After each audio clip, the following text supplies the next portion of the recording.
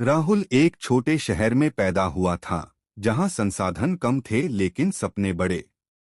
बचपन से ही उसमें कुछ अलग करने का जुनून था।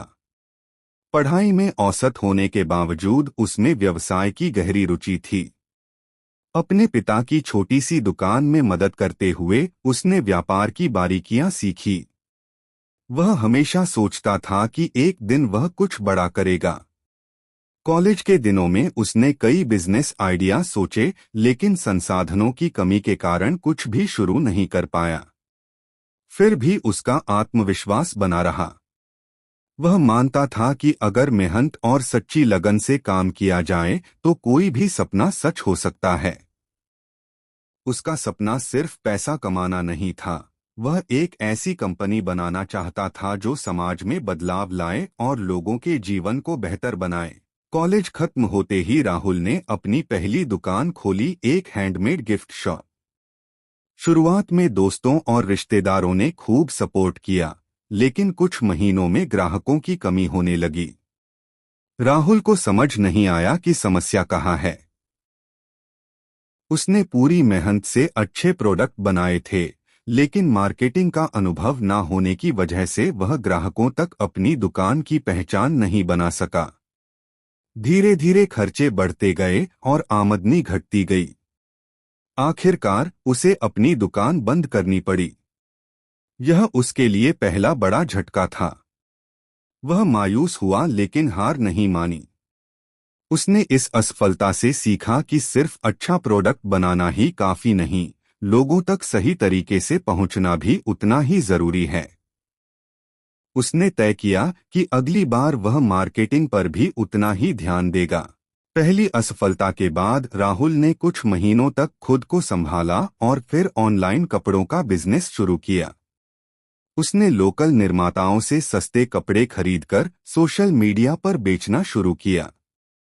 शुरुआती ऑर्डर मिले, लेकिन जल्द ही समस्याएं सामने आने लगीं।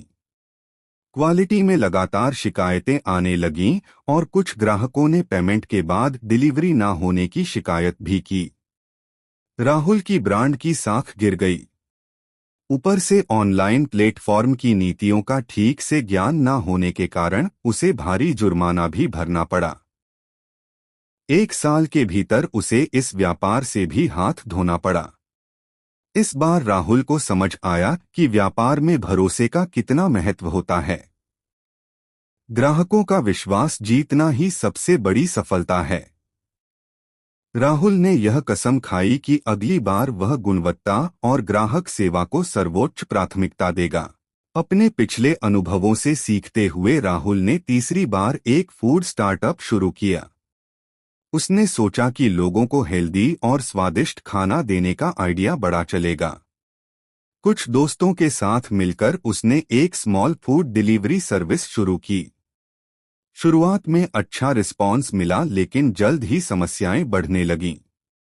खाना समय पर नहीं पहुंचता था, डिलीवरी में गड़बड़ी होती थी और लागत भी अनुमान से ज्यादा निकलती थी। एक बड़ी गलती यह थी कि टीम में जिम्मेदारियों का स्पष्ट बंटवारा नहीं किया गया था।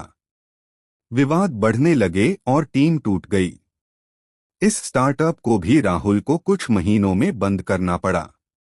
इस असफलता ने उसे यह सिखाया कि किसी भी बिजनेस में टीम मैनेजमेंट और लॉजिस्टिक्स उतने ही महत्वपूर्ण हैं जितने कि आइडिया और मेहनत।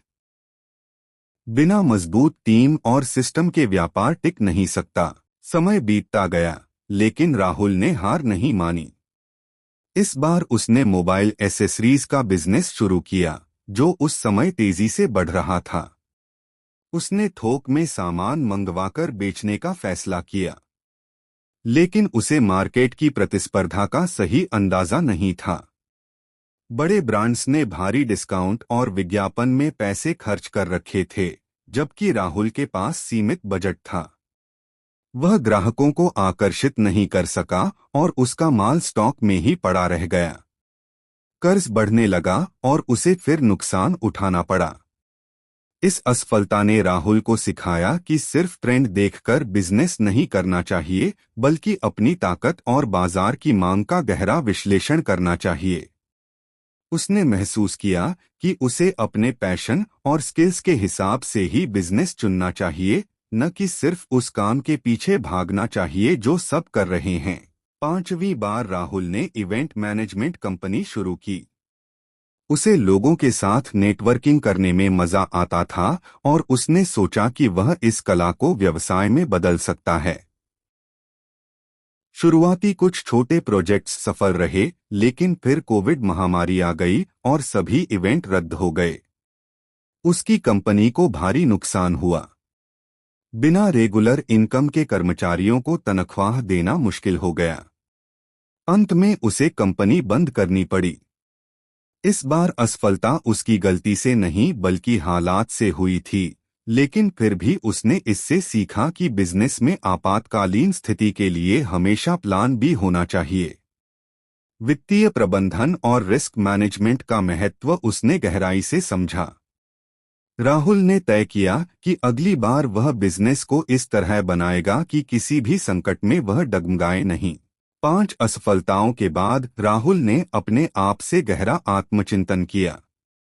उसने सोचा कि किस क्षेत्र में वह सबसे अच्छा है, किस काम में उसे खुशी मिलती है और वह किस समस्या का हल कर सकता है। उसने देखा कि उसके शहर में लोगों को गुणवत्ता वाली पैकेज्ड फूड प्रोडक्ट्स की बहुत कमी है।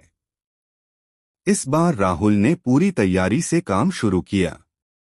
उसने मार्केट रिसर्च की, छोटे स्तर से शुरुआत की और सबसे पहले गुणवत्ता पर ध्यान दिया।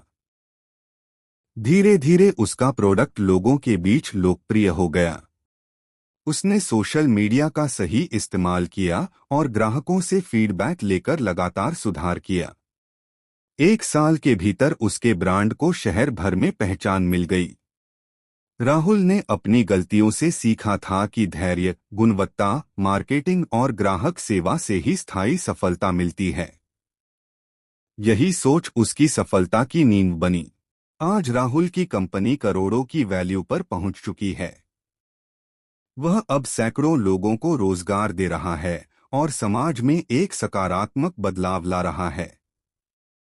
उसकी कहानी उन लाखों लोगों के लिए प्रेरणा है जो 1 या 2 असफलताओं के बाद हार मान लेते हैं। राहुल कहते हैं कि अगर वह हर असफलता के बाद हार मानता तो आज वह यहाँ नहीं होता। असफलताएं उसे तोड़ने नहीं बल्कि मजबूत बनाने के लिए आई थीं। उन्होंने उसे धैर्य, रणनीति और नेतृत्व सिखाया। राहुल का मानना है कि सफलता एक रात में नहीं मिलती, यह निरंतर प्रयास, सीखने की इच्छा और कभी न हार मानने वाले जज्बे का परिणाम है। उसकी यात्रा साबित करती है कि असफलता अंत नहीं है, बल्कि एक नया सबक है जो हमें अगली सफलता के लिए तैयार करता है।